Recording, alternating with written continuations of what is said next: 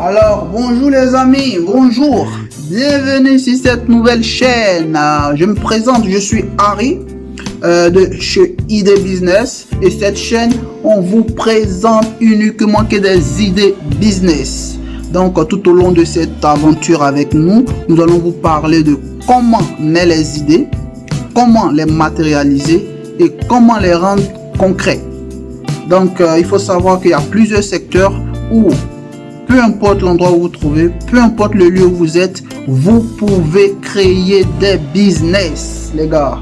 Mais le plus important, c'est d'avoir la bonne idée. Et sur cette chaîne, nous parlons uniquement que des idées. Alors, si vous venez d'arriver à bord, si vous venez de nous prendre en marche, veuillez vous abonner. Allô, bonjour les amis. Je suis Harry de chez ID Business pour ceux qui sont nouveaux sur cette chaîne. Veuillez vous abonner si vous n'êtes pas encore abonné. Et puis pour ceux qui viennent de nous prendre en marche, nous sommes dans une série de vidéos pour expliquer ou pour montrer comment avoir des idées dans un secteur bien donné et puis comment les concrétiser. Alors, dans la vidéo précédente, on avait vu le secteur alimentaire, qui est notre premier secteur que nous sommes en train de traiter avec une série de vidéos. Et dans ce secteur-là, on a vu sous-secteur qui est l'agriculture. On va pas revenir sur tout ce qu'on a déjà fait dans le passé. Il suffit de regarder les autres vidéos précédentes et puis vous allez vous positionner dans ce que nous sommes en train de faire. Vous allez pouvoir mieux nous suivre. Alors, nous avons vu dans le sous-secteur de l'agriculture l'idée d'être agriculteur. Nous l'avons traité. L'idée 2, c'était conseiller. Donc, nous allons parler aujourd'hui de l'idée d'être un conseiller en agriculture. Donc, être un conseiller en agriculture, c'est une très bonne idée. Et puis, c'est aussi une très bonne profession. Donc, il faudra vous former là-dessus, c'est-à-dire il y a des écoles d'agronomie. Vous pouvez faire une école d'agronomie pour être ingénieur agronome ou pour être agent agronome. Donc, vous pouvez vous former dans des écoles professionnelles et tout ça pour apprendre comment on cultive tel produit, comment on l'entretient. Quelles sont toutes ces étapes et tout ça.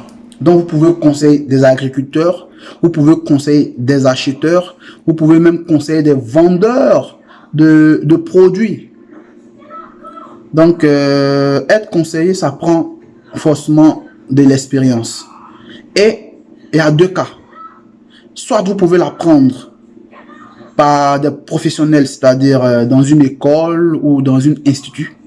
Ou soit vous pouvez l'apprendre vous-même sur le tas. Et c'est cette partie-là qui va m'intéresser. Parce qu'on parle de idée business. Une fois que vous allez à l'école, l'idée va suivre son cours tranquillement. Vous allez suivre vos formations et tout. Après, vous allez être inséré. Mais là, quand vous ne pouvez pas aller dans une école, c'est-à-dire vous n'avez pas les moyens financiers, vous n'avez pas l'accompagnement qui va avec, mais vous êtes intéressé par cette idée-là d'être conseiller en agriculture. C'est simple. Il faut d'abord avoir de la patience. Et puis, il faut être quelqu'un qui est vraiment intéressé à ce secteur-là. Parce que on va vous montrer deux voies. La première, qui est soit vous allez aller travailler dans un produit bien précis. Vous choisissez un produit. Vous travaillez dans ce produit-là auprès des gens qui ont un gros succès dans le domaine. Et vos périodes que vous allez prendre pour travailler, vous posez des questions et vous prenez note. À quelle période ce produit-là il pousse? Pourquoi il a ce gros succès-là? Quels sont les trucs qu'il utilise, les produits qu'il utilise pour traiter son produit?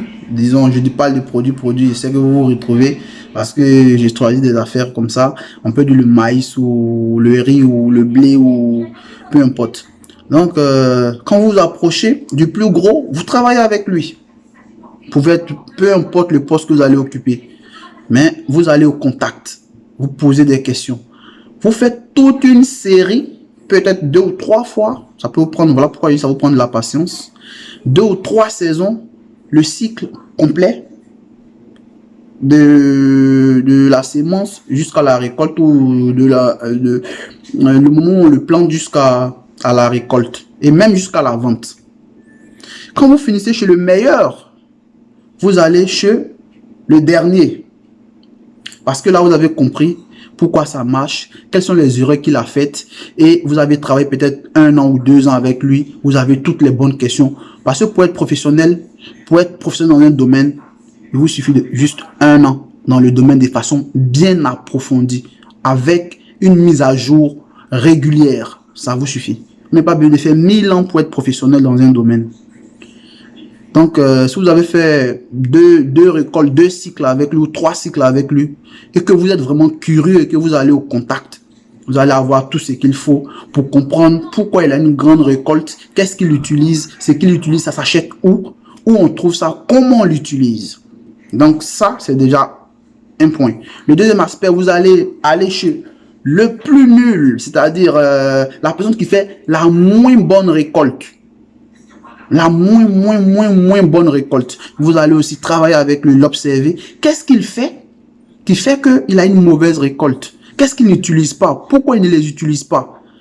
Et quand vous avez ces deux aspects-là, quand vous avez vraiment bien maîtrisé pourquoi l'autre il fait des grosses et pourquoi l'autre il fait pas des grosses, quand vous avez ces deux aspects-là, vous pouvez conseiller quelqu'un qui veut se lancer dans ce domaine-là.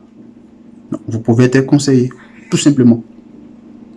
Vous pouvez être aussi conseiller de tout ce qui est machinerie agricole.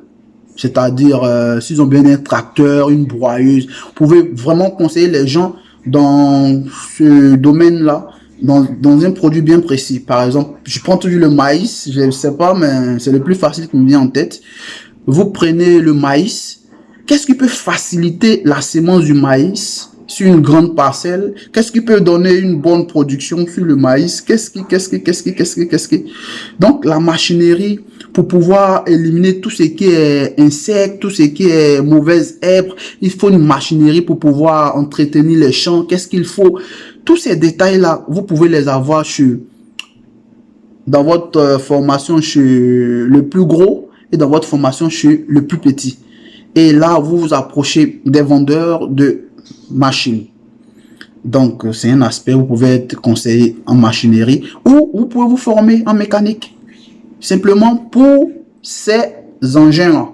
Vu que vous connaissez l'engin, vous pouvez le réparer, vous savez comment il fonctionne, vous pouvez conseiller des gens là-dessus. Donc, c'est ça, vous pouvez l'apprendre à l'école, comme je l'ai dit. Dans des écoles professionnelles, à l'université, vous pouvez être conseillé en l'apprenant sur le tas. Et aussi, vous pouvez être conseillé en machinerie ou conseillé en produit. Conseiller quel produit utiliser pour tel type de sémence, pour tel type de graines et tout ça. Donc, être conseiller, c'est déjà très bon, mais ça vous prend de la formation. Soit une formation payante dans un centre ou dans un truc spécialisé ou dans une école spécialisée, ou soit une formation où vous allez apprendre auprès des gens, de celui qui a du succès et après lui qui n'a pas de succès. Mais il faudrait savoir une chose. Dans la vie, qu'on veut quelque chose, il faut donner quelque chose pour avoir un retour. Donc, c'est comme ça. Donc, alors, voici l'idée 2 qui a été dit en long et en large. J'ai été rapide là-dessus parce qu'il y a beaucoup d'idées. Et si vous avez des questions, vous pouvez le mettre en commentaire. Et surtout, n'hésitez pas de vous abonner. Et on se dit à bientôt pour la suite. Merci.